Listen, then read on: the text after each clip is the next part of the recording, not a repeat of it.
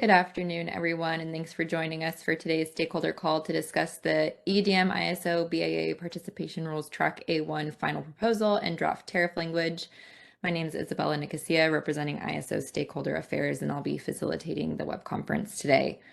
Before we get started, the draft tariff language and the final proposal, both the clean version and the red line version, are available out on the initiative webpage. So you can get to that page by going to kaiso.com, and then you'll want to go to the Stay Informed tab.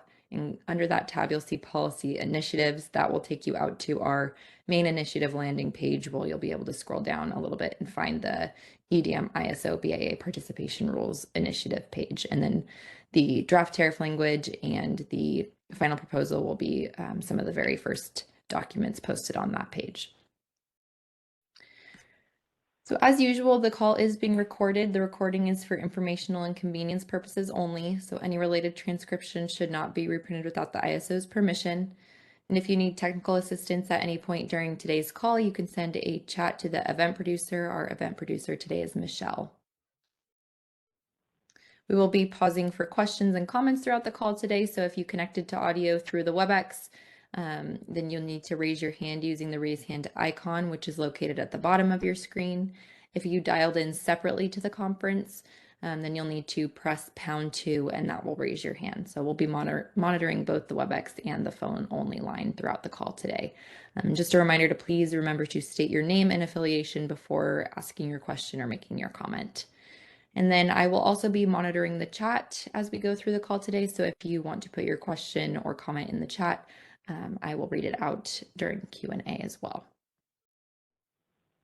So the agenda for today, I'm going to hand it over to CB in just a moment to just go over some key edits made to the final proposal.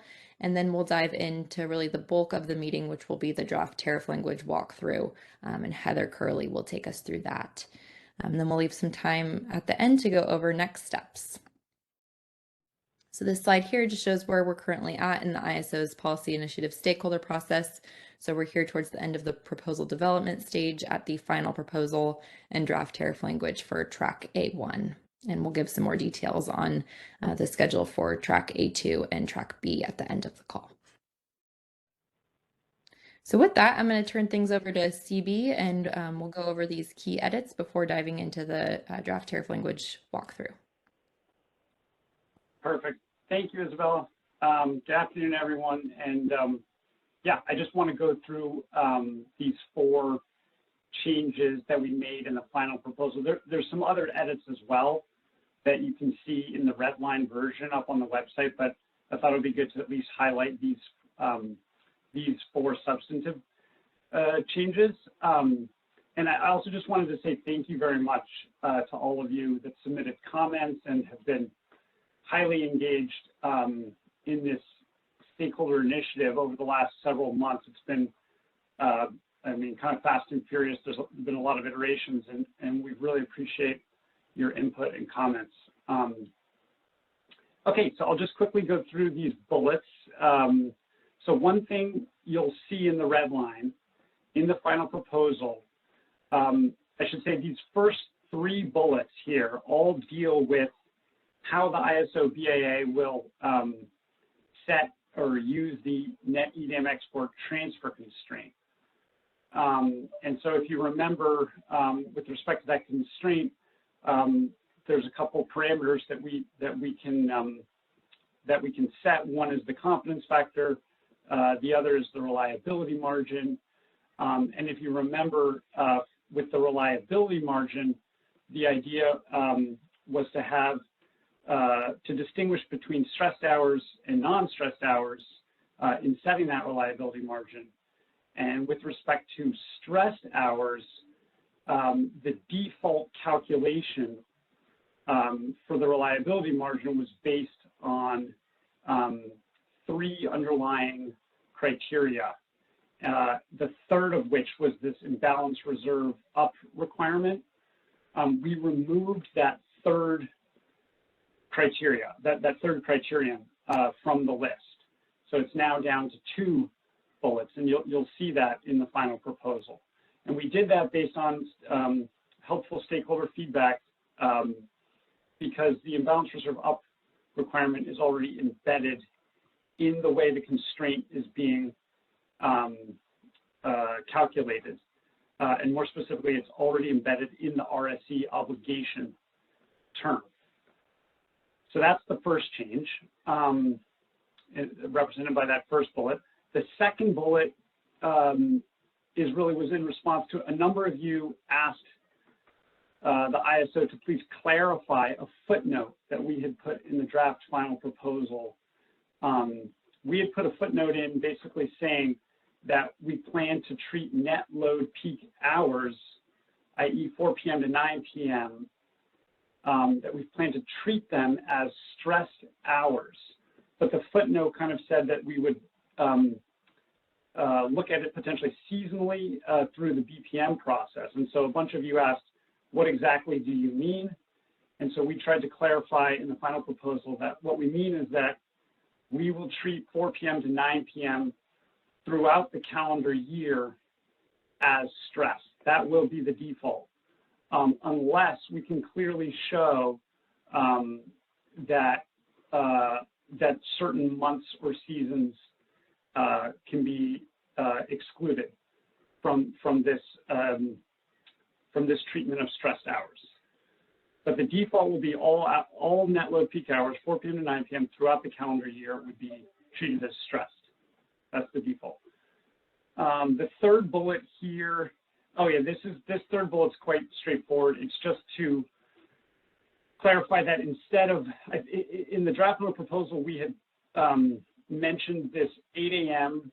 CAISO BAA operations meeting as an important time for the operations team to kind of finalize identifying stressed versus non-stressed hours and to set the reliability margins and confidence factors accordingly. And that 8 a.m. meeting is still definitely an important part of the process, but we wanted to make it clear that the operators will have until 10 a.m. if necessary to finalize the inputs that go into the net EDM export transfer constraint. So those three bullets, again, all deal with the transfer constraint. And then this fourth bullet, you'll see in the chapter that deals with the process for recovering historical wheeling access charge revenues. You'll see that we have adopted SCE suggestion for determining new transmission project WAC recoverable amount, and more specifically, basing it on all ISO interties that moved into EDAM. So those are the four key edits. And then we also just, Isabel will talk about this more, but we also provide a little bit more detail on the upcoming tracks for this initiative. So let me just pause there and see if there's any questions before we hand it over to Heather. I think we have a hand from Callie Wells.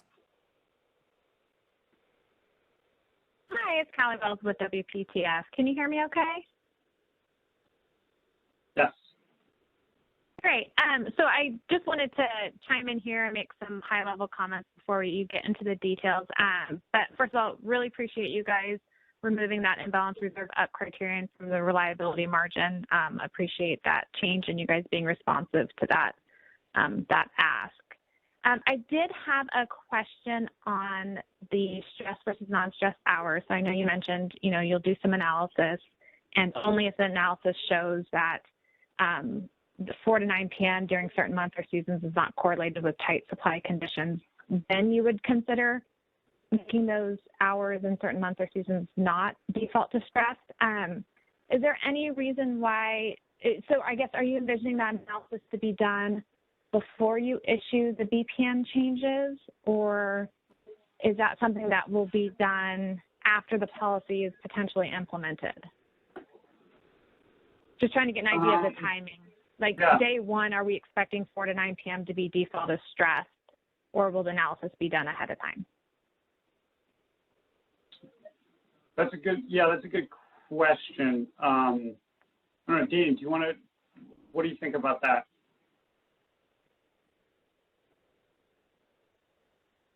CV, I think our expectation and plan would be to do the analysis and update the BPM before we go live with EDAM.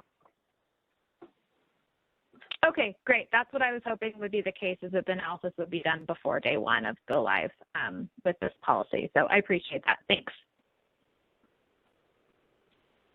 Thanks, Kelly.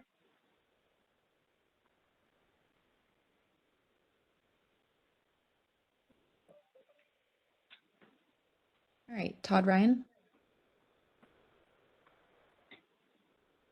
Hey, good afternoon. Todd Ryan with PG&E. Hey, thanks again, CB and Danny and everyone for your hard work on this. Do you have a slide on the first bullet about the imbalance reserve double counting? Are we going to talk about that further, or is this the right time to dive in a little deeper?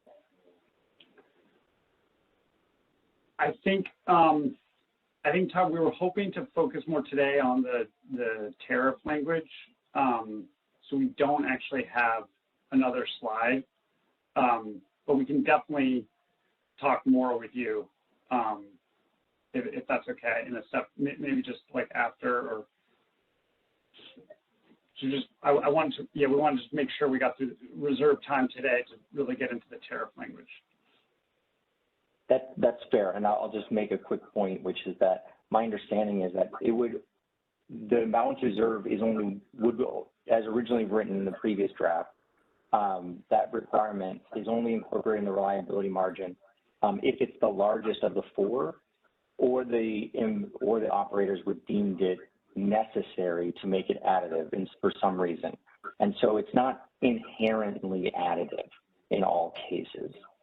And so I think that's an important point to realize, that it's not inherently additive, and it would only be additive if the operators deemed it necessary. So I'm not still certain that it would support the removal of that from the stressed reliability margin. So for your consideration, thank you. Thanks, Todd. Tanya Dorland.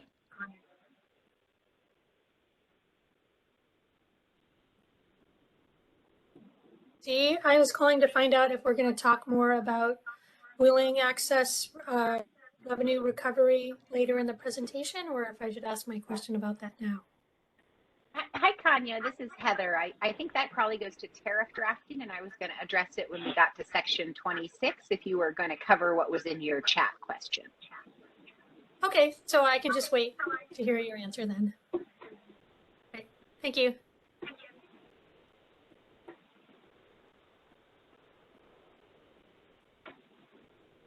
Okay, I don't see any other hands at this time. So I'm going to pass things over to Heather Curley. Perfect, thank you. Hi, everyone. I am just going to get my screen share up. We're actually going to take tariff language in reverse order.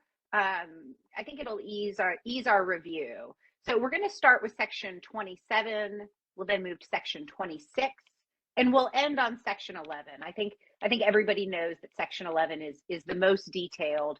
And by the time we get there, I think it'll be better to dive into those details and do the high level first. So before I get kicked off on section 27 review, it looks like I'm getting a good view of the screen, and everyone's going to be able to see my changes. But before I begin, are there any high level questions or comments that anyone wanted to make or offer?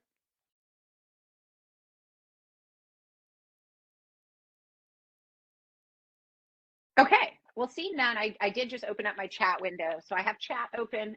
So if you want to put anything in the chat, I should hopefully be able to keep an eye on it, though I know Isabella and our event producer will also be helping with questions. So section 27 is an existing tariff section. All changes for the ISO EDAM BAA initiative are added here in red line. The first change is just to the general section 27. Apologies for that, a stray click. Section 27, we have added just one sentence at the end to clarify that the CAISO is a balancing authority in the market area. For those of you who are working closely with us in the EDAM proceeding, market area is defined in a manner that encompasses both the EIM and the EDAM. And so do reference that definition if you aren't familiar with it, but appropriate here. But now for the substance of what we're doing here. We have added a new section 2714, which will govern the ISO's participation as a balancing authority in the EDAM area. Through some lessons learned through EIM and our use of section 29 and other forms of the tariff, going forward for EDAM, we'd like to try to have a section of the tariff that is at least a high level reference to guide folks as they're navigating this process. So for now, we put everything in 2714. Going forward, if there are BAA initiative issues, we will expect to put those also in 2714. And so that's the new section we've created. In explaining what we're doing here in 2714, you'll see that the introductory language explains that we're a balancing authority area in the EDAM area. And so we must act consistent with the requirements of section 33. All those changes are pending at FERC right now. But so we are, for the purpose of this call, operating on the section 33 that was filed at FERC in docket ER 23 2686. So if you need to pull up section 33, please do to follow along. Sorry, a stray click there again. Okay. So let's begin with EDAM transfer and congestion revenue. Those will be distributed to the CAISO Balancing Authority area in accordance with 3311.1. And we're going to allocate those as provided in our settlement section, section 1135.2. So we're going to get to that later. I'll spin through this, and if folks have comments, we'll I think take them at the end. But the next section, 27.14.2, is going to be our EDAM RSE section. And again, we're explaining that we'll be distributing those revenue and charges in accordance with 1135.3. So we'll get to that in a little bit. Of course, we have further tracks in this initiative, which may deal with the EDAM RSE. And so we've created a holding place for those. To the extent we would need tariff changes in the future, they would go here. Now, the substance of this section, and I expect much of our discussion for section 27, is on the net export transfer constraint. So here we will enable the configurable net export transfer constraint consistent with 3331.3 and the business practice manual, utilizing the confidence factor and the reliability margin. So the confidence factor largely tracks 3331.31. Again, we are bound to comply with that language, and in the EDAM tariff drafting process, we didn't receive a lot of edits, and so we assume that this language is broadly acceptable to folks. Of course, to accommodate a full range and spectrum of the confidence factor, we have added in the requirements for consistent with good utility practice or operator judgment. Those are incremental to 3331.31 and are intended to allow a broader range of usage. But as the tariff provides, it allows for less than 100%, consistent with the process set forth in the BPM. For the additional reliability margin, again, we're tracking the language of 3331.32, sorry. And so good utility practice or operator judgment has been added, again, to use the tunable reliability margin configurable by hour provided in consistent with the BPM. And then the last thing we cover here in section 27 is our EDAM recoverable revenue, which again, the details of that are going to be in section 26.2. And so I realized I went through that pretty quickly, but there isn't a lot of substance here. But let me pause. I'm going to just condense this white space so we can have a full view of the screen. And I'll be happy to take any questions or comments or edits on section 27.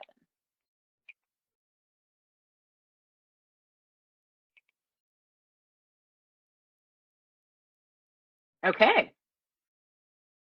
Going once, twice. Oh, Bonnie Blair. Go ahead, Bonnie. Oh, Bonnie. Oh, good. We got you off mute easily this time. Thank you. Spelled tunable 2 different ways. One with Oh, an did E. I? Oh, And I'm not sure which is right, but it ought to be the same. Thank you, Bonnie. But now I think it has an E, but I'm going to double check that. Okay. Thank you for that catch. Okay. Okay. Well, thank you, Bonnie. And I feel silly that I actually can't recall how to spell tunable at this exact moment either. Happy to take comments from anybody else, but I think then we're probably ready to move to section 26. Okay, section 26 is transmission rates and charges, an existing section. The incremental changes we're adding for this initiative are in red line. And then let's see. Oh, the chat comment went away from my screen, but and I'm sorry, I forgot your name, but the Public Advocate's Office had previewed a chat question, and I will get there. I added a small edit that I think addresses it. Section 26.2 for EDAM recoverable revenue. Again, we need to operate consistent with the framework set forth in 33.26.2. We will be distributing the revenue to scheduling coordinators for, thank you, Kanya, for putting that back in the chat, for scheduling coordinators for PTOs, including as applicable subscriber PTOs. Allocation ratio is the individual recoverable revenue divided by the total recoverable revenue. So for the individual recoverable revenue, the language you see highlighted in yellow here tracks 33.26.2 and clarifies the preceding 3 years. And Kanya Dorland from the Public Advocate's Office had asked us to clarify about that 3-year period. And I had thought the language in 33.26.2 had included that. But in checking the language of 33.26.2, I saw that was only for EDAM entities, and the CAISO Balancing Authority does not fall within the defined term EDAM entities. So I propose to track the language that we used there here, and I would put it here for the individual recoverable revenue, and then also, if I put it here in the total, I'm just previewing what it would look like. The challenge is that we have folks joining on different 3-year periods. And so I don't think it belongs here because I think what we're really, and Kanya, I'll totally get to you. I think what we're really trying to capture is the individual 3-year. So Kanya, I think you had a comment, and event producer, let's go ahead and let Kanya get a word in. Hey, thank you again, Kanya with Public Advocate's Office at the CPUC. So what I was trying to get at is, it seemed like the WAC revenue calculation and the amount might be phased out after 3 years, because the EDAM will change things. And so wanted to find out if that was the intent. If not, is there a way to add to the language that you would historic export quantities from the 3 years prior to the entity joining the EDAM?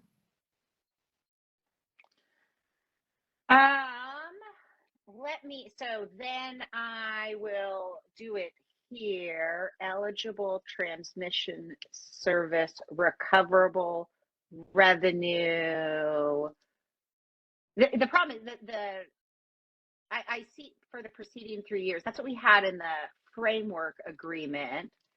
I think what you're saying is there's a little bit of vagary on which preceding 3 years we're referencing. Is that right, Kanya? Yes, exactly. For the 3-year period prior to joining the EDAM. Is that what you were looking for?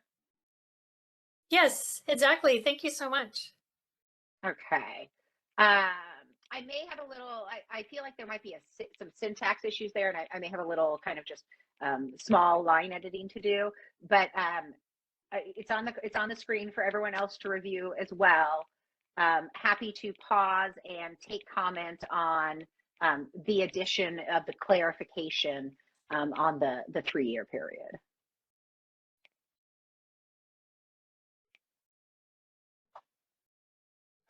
Okay, then it seems like it's in the right place, and others are on board with it there. So tracking. Thank you so much. Oh, okay, no problem, Kanya. Ryan, good timing. What's on your mind?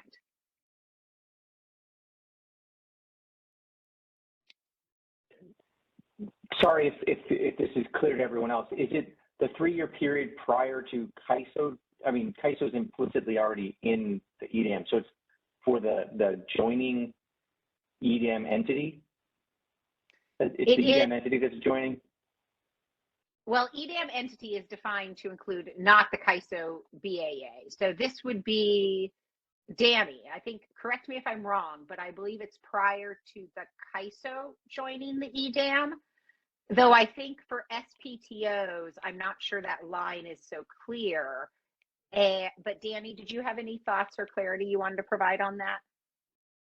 I'm trying to follow the concern, Heather. So the question is, when does that 3-year look back start? And my understanding would be it would start when we are operating concurrently with another EDAM BAA under the EDAM framework. And I think the we is what we wanted to press on. Who's the we? Is that we the CAISO? So all PTOs are getting a uniform 3-year period because CAISO has joined, or are there any kind of, is there any variation from that, if I understand Todd's question correctly? Well, there's another layer to it, which is that my understanding is that so let's say we start off with only PacifiCorp and then NV joins, there was going to be some kind of need to be some adjustment, and James Lynn might be the one to talk about it, but I thought there was some kind of adjustment for those interties that are now being brought in.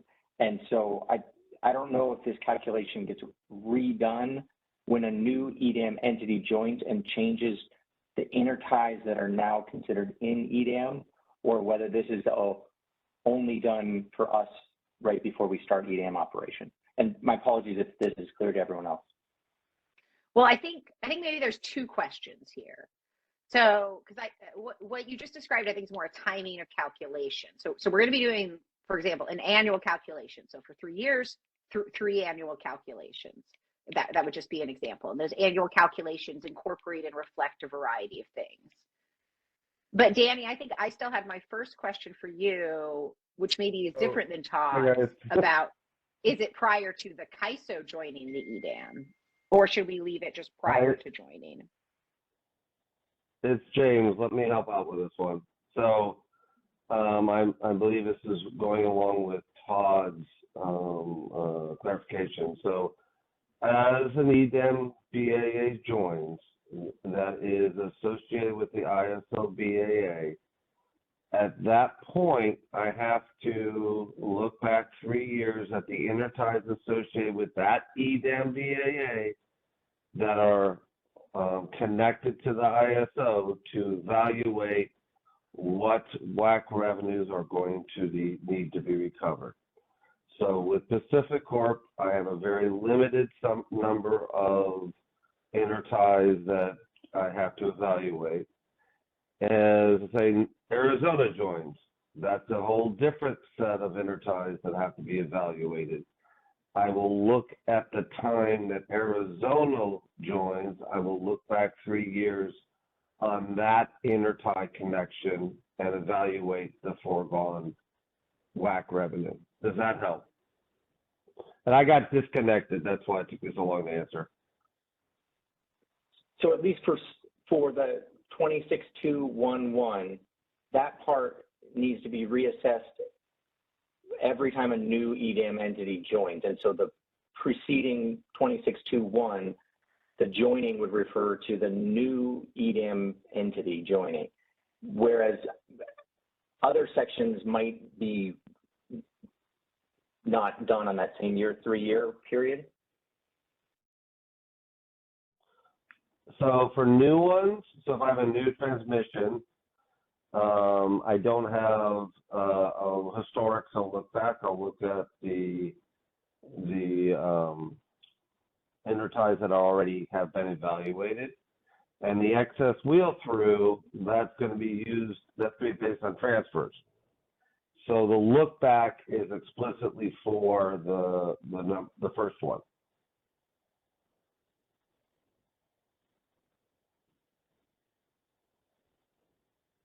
And I think the key tariff word here is historical, Todd. I think that's what, so you won't see that in either 0.2 or 0.3. And I think that's where we're capturing the look back, just to add clear, just to tie James's description up to the tariff language. Understood, but my concern is that 26.2.1 really only refers that 3-year period prior to joining. That those words only really apply to 26.2.11.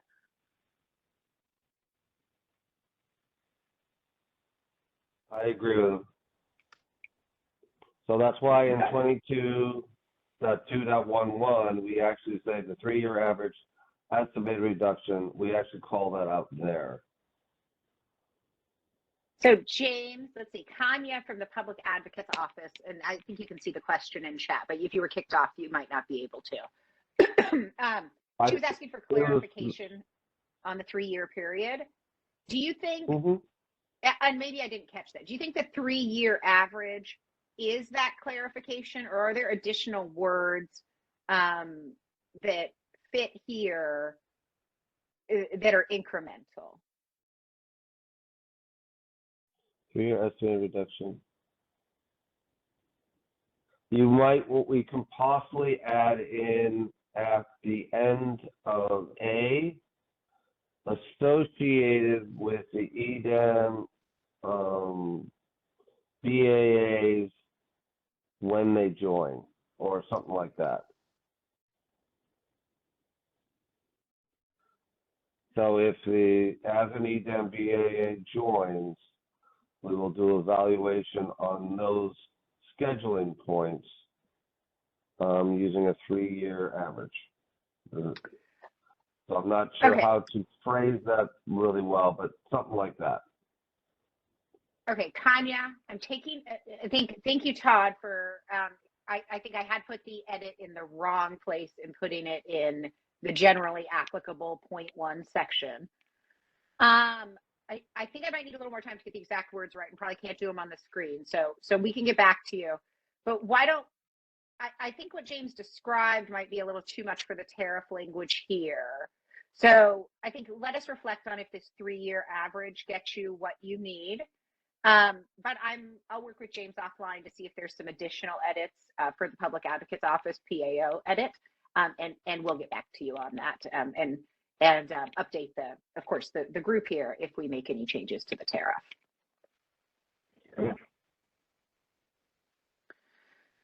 Okay, well, that was a good discussion on our 3-year issue, and I appreciate folks raising that for us, and we'll make sure we get the right words on the paper to appropriately capture that.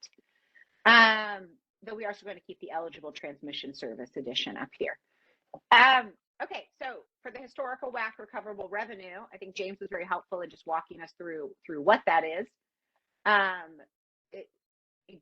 we're going to use the 3-year average estimated reduction times the local applicable, the applicable regional or local wheeling access rate for the transfer location that is in effect at the time the annual calculation is performed. Any questions or comments on this section?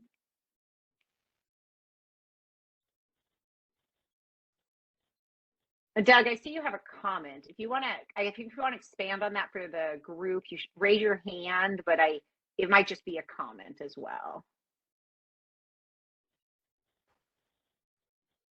Okay, can we get Doug to get a chance to get a word in? Chignone from Flynn Resource Consultants. Thanks for saving me, Doug. Yeah, so I think the issue that's still a little bit unclear or needs to be clarified is, I think the intent is, for each scheduling point that gets added when parties join, there's just like a one-time assessment of the volumes, the historical volumes. Those at that scheduling point, they don't get updated.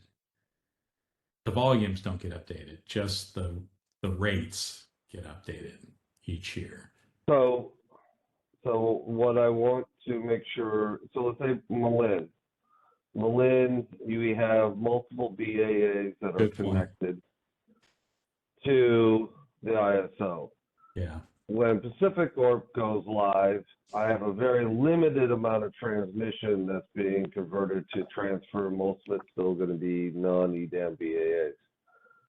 If Portland General joins, then I have more come in, and then if BPA joins, then all of it comes in. So it's going to have to be evaluated based upon that BAA's ability to convert that transmission into a transfer location.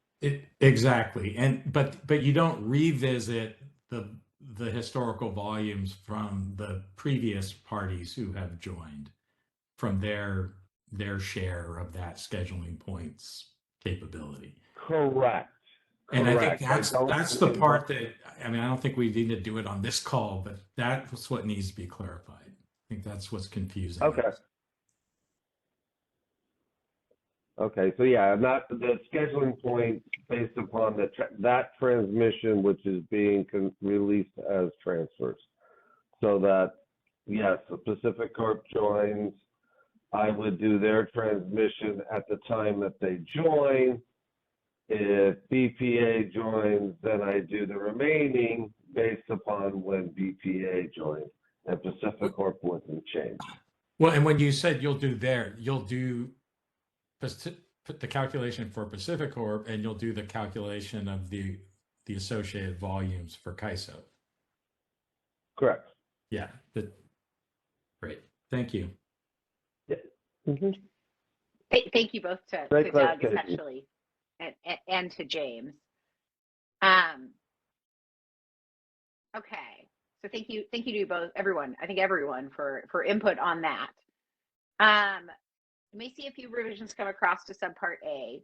I think consistent with seeing if we can offer clarification through the tariff language on the implementation details that James previewed there. New transmission project recoverable WAC revenue. Again, it's an annual calculation of, it's really this is very similar. So the estimated foregone wheeling volume in megawatt hours at the scheduling point, corresponding with the EDAM internal intertie times the applicable wheeling access rate in effect at the time of the annual calculation. Okay, if no comments, let me just condense the screen here. There we go. Doug Boccioni has another question or comment.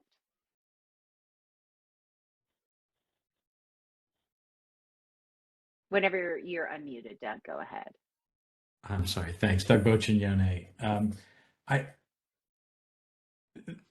My recollection was that the policy was you use whatever like percentage applied for the new facility. So is the intent that, let's say the percentage was 5% from the calculations that have been done for all the other scheduling points. Now you add this new transfer capability, you apply that 5% percentage to that, right? That's how you're determining the what was it called? The foregone. The estimated foregone wheeling volume. Yeah. James, you want to provide some clarity on, I think, the implementation of that phrasing? Yes, we're going to, based upon all of the interties that have already been converted to transfers, we will calculate a percentage and then apply it to this new transfer location based on new transmission. I will have a lot more details on how to calculate this estimate in the BPM. But yes, ultimately that is going to be the proposed way of calculating the estimate. And I guess what I'm wondering is this a number that changes as more parties join the EDAM? It Because the can. percentage So, may change, right, for the ISO. so again, for this one is when this new transmission comes in, I will calculate it at the time of the news transmissions when it's been energized, and that'll be their quantity, their estimate foregone. As if I get another one that gets energized a couple of years later, then it's going to be based upon all of the energized that are active at that time. So the number can change, like from 5 to maybe 7% or something like that, depending upon when they are energized and creating the new transfer capability. And the reason why we're proposing that is that participants' use of the wheeling through the intertie transactions may change as the new transmission comes on or as BAAs convert to EDAM BAAs. So we'll have to use what is available at the time to estimate the new transmission.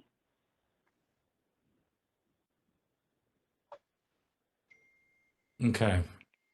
Yeah, I guess I hadn't thought of it that way, but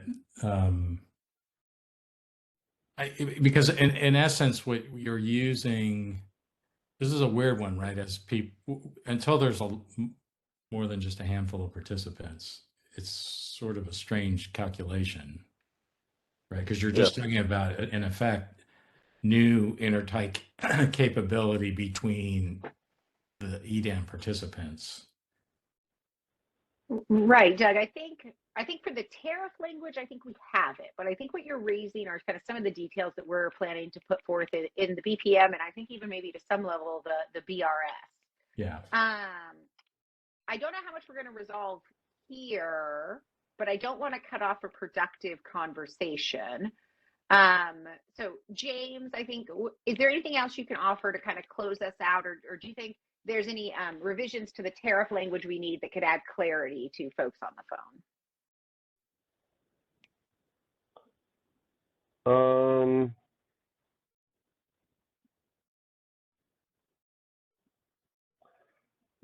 Unless we want to put more clarification on how we're generating the estimate, I don't see any additional language to add at this point. I would prefer to have the how we're calculating in the BPM, because as we are going forward with the implementation, if we see that there's a need to make minor modifications that are still supported by what we're proposing in our proposal, I'd rather have that flexibility in the BPM. Okay, so I think for the potential edit we may make as well up here, we will think critically about whether that belongs here in the tariff or the BPM. But I think what I'm hearing is that when we're ready for BPM, we need some more details around both of these components, particularly how we're calculating the estimates. And I think we can commit to get that to everyone. Great. Thank you. Doug, did you have any final comments though before we move on to No. Thank you. It just helps me to think about where. Oh no, I'm glad you're asking. I think it's productive conversation. I also want to keep us moving forward. So yeah, and I'm okay with dealing with it in the BPM. I think. Okay. Great. Doug anticipated my question. Okay. Excess wheel through recoverable revenue is computed as the total export transfer quantity from CAISO less total import transfer quantity into CAISO times applicable rate in effect at the time of the annual calculation. Any questions or comments on the wheel through? I think we are out of the realm of the estimates, which is nice, but there may be some more areas that folks want to discuss.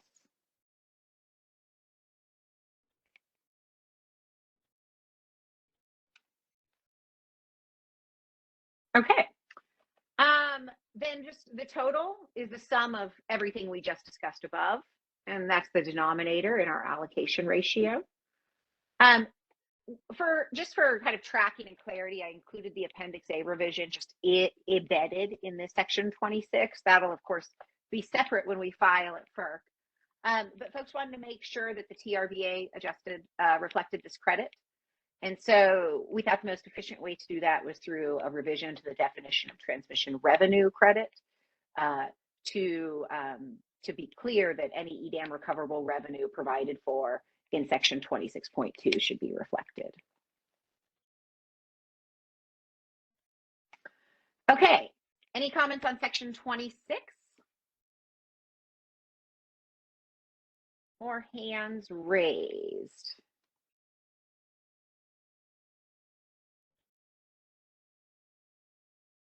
Okay. No questions at this time. Then we're going to get to move on to the real fun, which is Section 11. Okay. Section 11, all of the details that everyone has been waiting for. Okay. Of course, as everyone knows, we're going to have impacts in both the day ahead and the real-time markets because, you know, everything in EDAM flows in through EIM. And so we're just kind of making our tariff clear about where folks can go to find the right information. 11.2 has a number of provisions under it. We're going to add a new one, just explaining that the transfer system resources supporting EDAM transfers are going to settle, you know, it really is 11.35.1, as well as, you know, our marginal price changes that are described in Appendix C. Again, for the real time, 11.5 has a number of other provisions. We have the same language.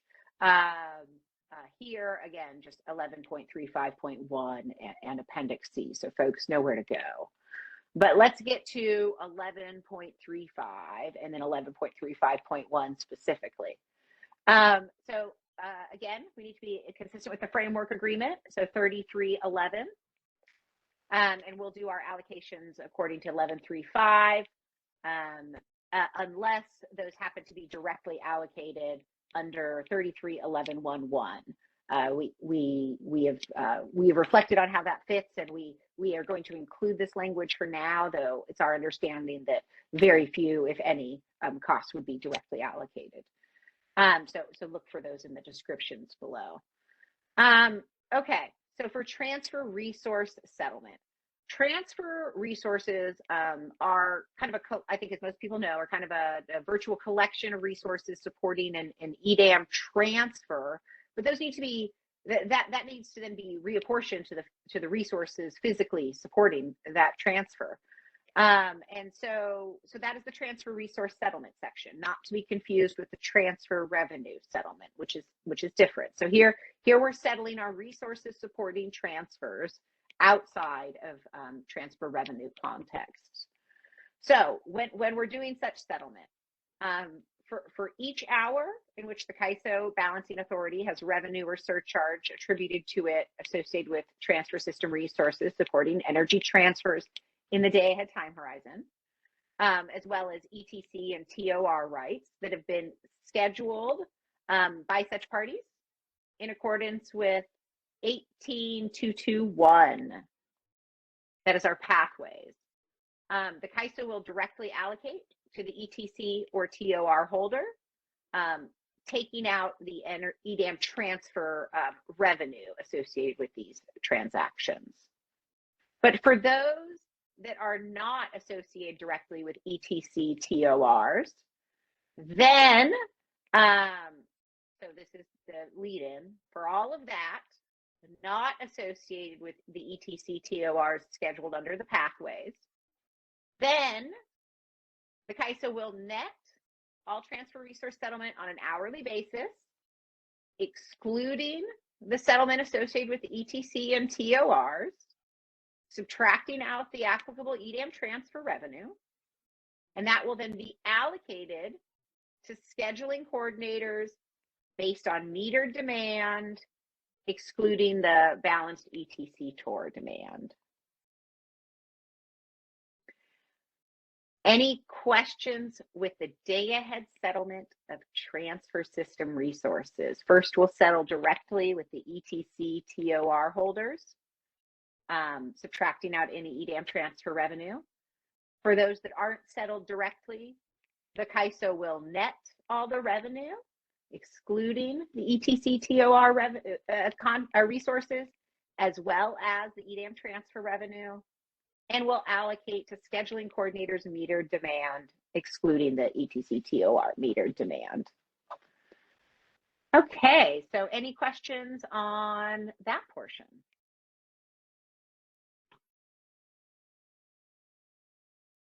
Okay, well, you can think if you have any, because we're going to move into the real-time settlement, which, you know, not surprisingly, is largely going to track what we were doing above. So in this case, real time, if we have just been distributed revenue or surcharge associated with the imbalanced energy settlement of EIM transfer system resources supporting EIM transfers in the real-time horizon, and also associated with the ETC TOR rights holders that have released their rights, or sorry, scheduled their rights at 13.18.2. I think I am missing a, I'll check that reference and make sure there's not a typo. I believe I'm missing a subsection in that. In any case, it's to the pathways. The CAISO is going to directly allocate to the ETC TOR contract rights holder, subtracting out the EIM transfer revenue. For all others that are not associated with ETC TORs, the CAISO will net all the transfer system resources on an hourly basis, subtract the applicable EIM transfer revenue, and then allocate all such revenue or surcharge to scheduling coordinators based on metered demand for that hour, less the ETC TOR metered demand. Any questions on transfer resource settlement in either the day ahead or real-time time horizon?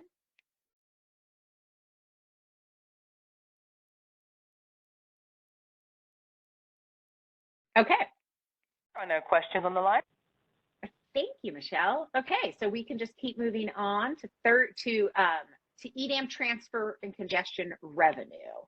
And so again, we talked about settling the transfer system resources. Now we're going to talk about settling the transfer revenue. As again, just to level set, EDAM transfer revenue materializes only when there is congestion between neighboring balancing authorities. So for EDAM transfer revenue, which again was subtracted out of the transfer resource settlement, it will go first, let's see, to ETC TORs in direct proportion to their released rights, where those were pathway 2 rights. Then for everything not direct, if it's not directly allocated and it's then it's going to go to scheduling coordinators for ETC TOR holders that exercised and scheduled their rights, with the remainder, if any, going to pro rata to scheduling coordinators, measured demand, excluding the demand associated with the ETC TOR self-schedules. Bonnie, I see you have a question, so go ahead. I do, Bonnie Blair for the 6 cities. So here, or rather in 11.35.2.1.2, next to last line, you use measured demand. But in the earlier section we were talking about, it talked about metered demand. And in some later sections, the terminology is metered demand, but it's also sometimes measured demand. Is that should only be difference measured, intentional? Right. Yes, it should only be measured demand in the EDAM transfer section. In the transfer resource settlement section, which is a different thing, that is to meter demand. But James, can you come and just give a small explanation on the measured demand for the transfer revenue allocation? So the measured demand is to align it closely with how we allocate excess congestion revenue after using that congestion revenue to support CRR holders, we have the CRR balancing account. Anything left over is allocated to measured demand. And so I try to align excess transfer revenue to that same balancing account allocation, so I have consistency on who is given the final excess congestion revenue or transfer revenue amount. So Bonnie, I don't know if that explanation helped, but yeah, just to orient, you will see measured demand, which I think I heard James say aligns with the congestion allocations here. But for the actual resource settlement, so now we're settling with the actual resources, we're using metered demand, lowercase metered. And the reason why we use metered demand there is because the transfers are being used to support load and not necessarily to support the export. The LPT exports or PT exports should be supported more by the economic bids coming into the market, and the transfer should be, in my opinion, is going to be serving load. That's why there was that distinction.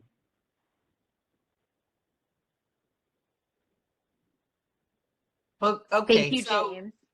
So quickly, the measured demand terminology comes into play when you're talking about transfer revenues, which are a function of congestion or a function of price separation between two BAAs, right? Correct. Correct. When the transfer constraint binds. Okay. I'll just study that a little bit and see if I can wrap my head around it, but thank you. I did have to check a number of times, so hopefully I didn't miss any. But yes, the measured and metered demand. We were trying to keep that straight just in this section. So for the EDM transfer revenue as well as the EIM transfer revenue. So for the EIM transfer revenue, this is really just what we described above, directly to those who release their rights as pathway 2. For everybody else, first to the ETC that exercise ETC TOR that exercise their rights, and then with remainder, if any, going pro rata to scheduling coordinators based on measured demand. And that's transfer revenue. Congestion revenue is actually quite simple because it was included in the EDAM tariff filing. You'll find that in 11.2.4, and that is consistent with the section 33, but the changes that were made in the course of the EDAM filing of 11.2.4 already implement the congestion revenue. We've kept it here because the paper discussed it, and we want to just have clarity in the tariff when folks go back later. So I think nothing more to discuss on congestion revenue. But let me pause, and if anyone had more questions on transfer revenue or on congestion revenue, happy to take those or have any necessary discussion.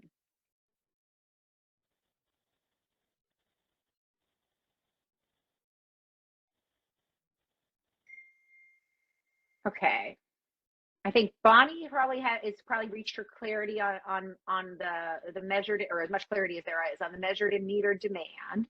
So I think her hand up is no more. And I don't see any other questions on transfer and congestion revenue, though. Of course, Bonnie, if I accidentally cut you off early, don't hesitate to put your hand back up.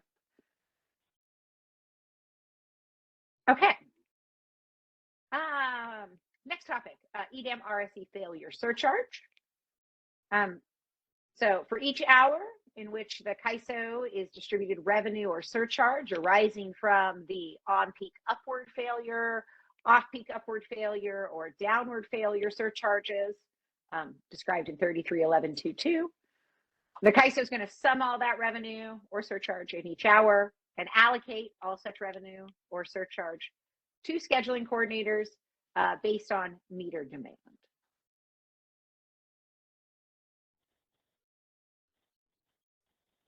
And this concludes 1135. This is the last section. And because we've already been through 27 and 26, this is also the end of our tariff walkthrough. So happy to, of course, take any questions or comments on the language here for 1135.3. But also, I think this is probably a last call for any topics that have been on people's minds as we've been going through these tariff revisions. I am happy to pull up 27 or 26 again and go back through anything if we need to. Otherwise, I think we are about to hand this back to you, CB.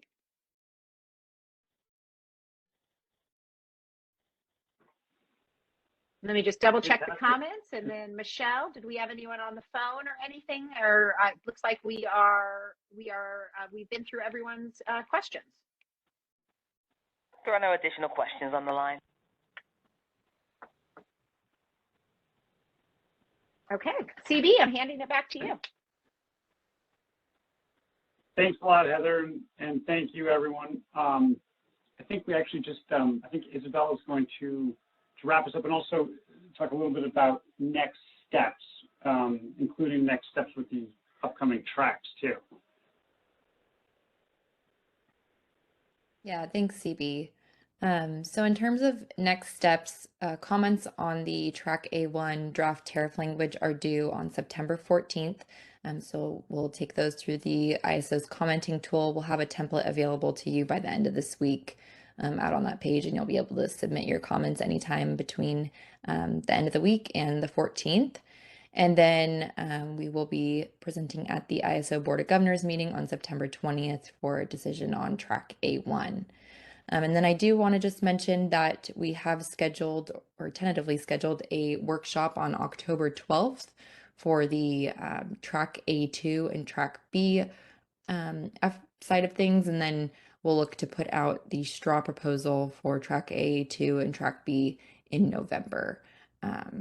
So more details on that to come. We'll put out a notice with more information on that in the next few weeks. But I'll just pause there and see if there are any last questions before we conclude.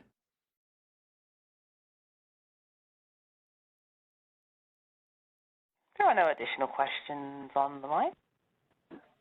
All right. Well, thank you, everyone. Thanks for joining. Thanks, CB and Heather, for taking us through the call today. And I hope everyone has a great rest of their afternoon. That concludes our conference. Thank you for using Event Services. You may now disconnect.